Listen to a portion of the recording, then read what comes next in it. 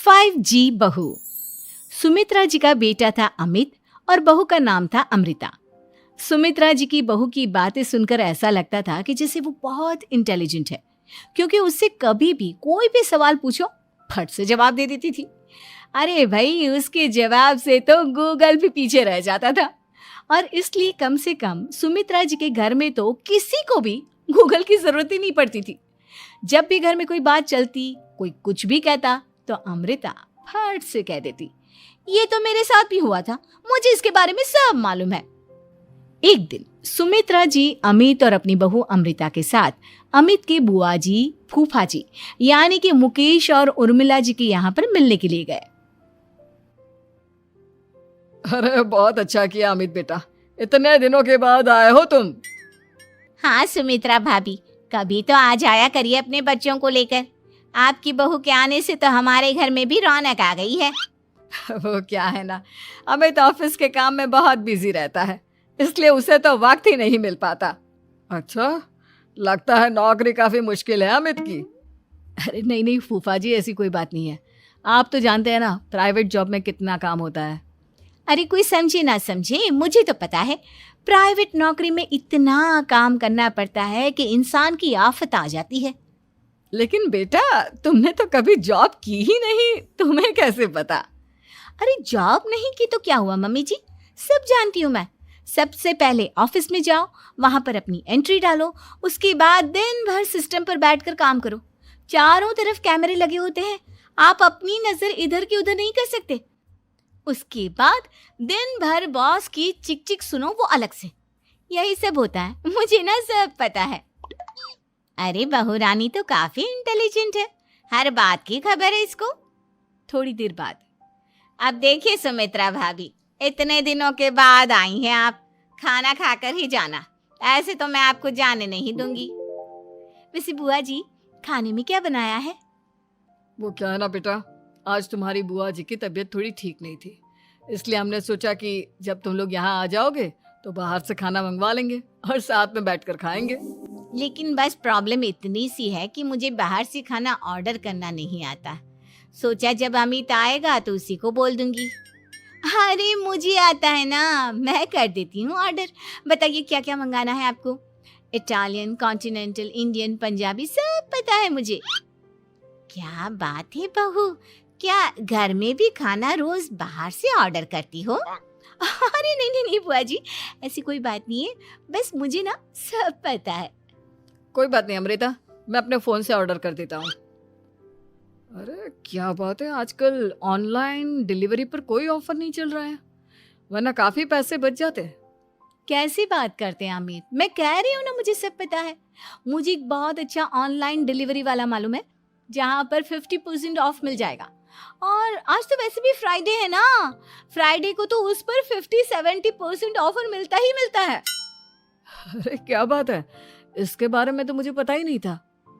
अरे बेटा, जिस चीज के बारे में किसी को पता नहीं होता, हमारी बहू को पता होता है। एक काम कर, तू उसी को ऑर्डर करने दे।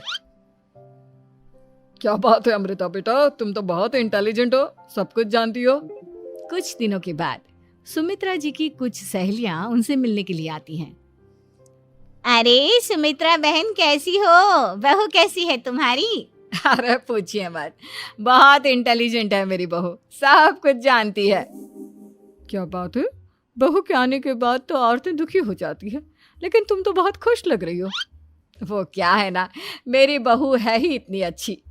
अरे तो बुलाओ ना, हमारे साथ बैठेगी, बातें करेंगी तो हमें भी अच्छा लगेगा। सुमित्रा जी अमृता को बाहर बुलाती हैं और उसके बाद सब लोग बातें करने लगते हैं। क्या बताऊं, कुछ दिनों से घुटनों में इतना दर्द हो रहा है कि चला भी नहीं जाता। अब बुढ़ापे में तो ये सब चलता ही रहता है, क्या कर सकते हैं। आंटी जी, आप योगा करिए, योगा और साथ में ना काले तिल खाया करिए, आपके घुटनों का दर्द भाग जाएगा। लेकिन तुमको ये सब कैसे पता बेटा? अरे मेरे भी घुटनों में दर्द होने लगा था, मैंने योगा किया और काले तिल के साथ गुड़ मिलाकर उनके लड्डू बनाकर खाए, एकदम ठीक हो गए हैं मेरे पैर। अमृता, ये तुम क्या कह रही हो? इतनी कम उम्र में तुम्हारे पैरों में दर्द कैसे हो सकता है? अरे मम्मी जी सच कह रही हूँ, एक बार अगर कोई ये नुस्खा अपना लेना बस मजा आ जाए। ठीक है बेटा, अगर तुम कहती हो तो मैं ये करके देखती हूँ। मुझे सब पता है आंटी जी, ये मेरे साथ हो चुका है, इसीलिए तो बता रही हूँ मैं आपको, ऐसे नहीं बताती किसी को। कुछ दिनों के बाद अमित अमृता को अपने दोस्तों के साथ घूमने के लिए ले जाता है। क्या यार, क्या जिंदगी हो गई है।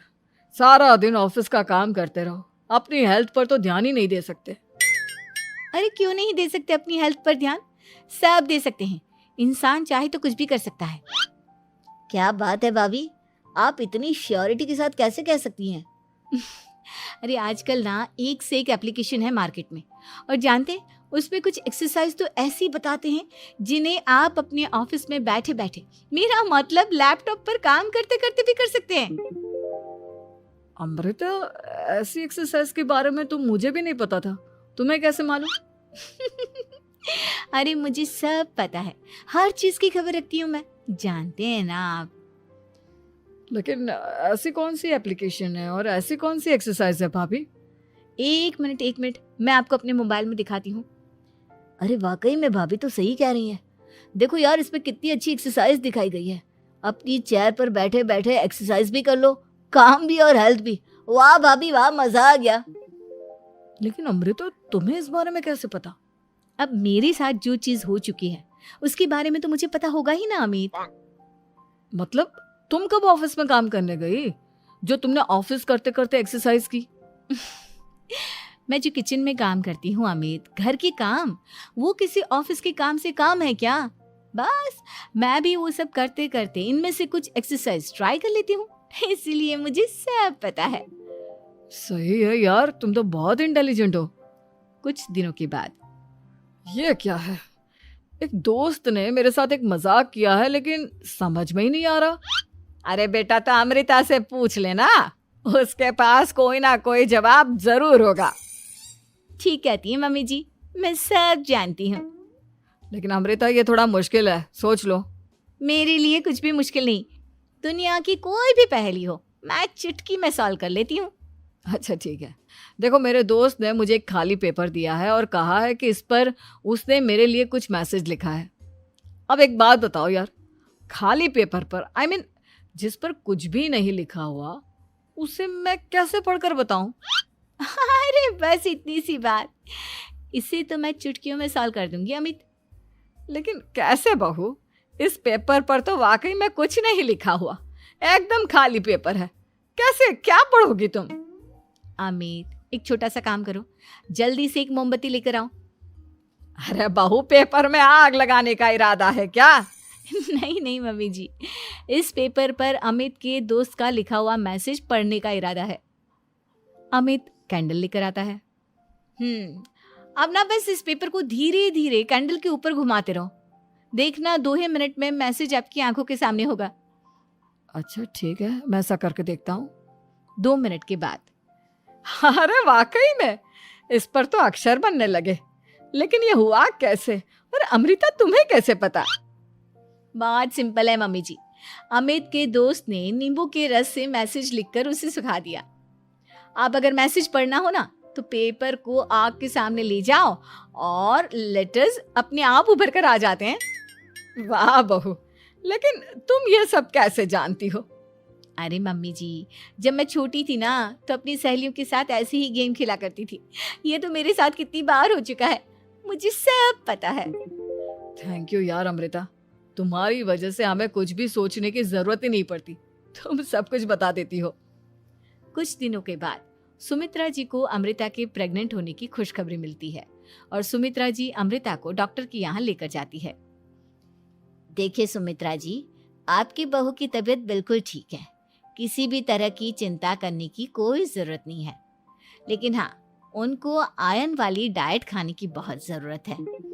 ठीक है डॉक्टर साहब, आप बता दीजिए मैं अपनी बहू को क्या क्या खिलाऊं ताकि उसकी तबीयत ठीक रहे और आने वाले बच्चे की भी। अरे मम्मी जी, इसमें डॉक्टर से पूछने की क्या जरूरत है, किशमिश है, अनार है, पालक है, ये सब खाना चाहिए, आयरन का लेवल बिल्कुल बराबर रहता है। अरे वाह, आपकी बहू तो सब कुछ पहले से ही जानती है। ये तो बहुत अच्छी बात है। देखो, आयरन के साथ तुम्हें कैल्शियम भी खाना होगा। जानती हूँ मैं, अगर आयरन की खाली सप्लीमेंट लेते हैं और कैल्शियम नहीं लेते तो बॉडी उसे अच्छे से एब्जॉर्ब नहीं कर पाती। सब पता है मुझे। बहू ये भी मालूम है?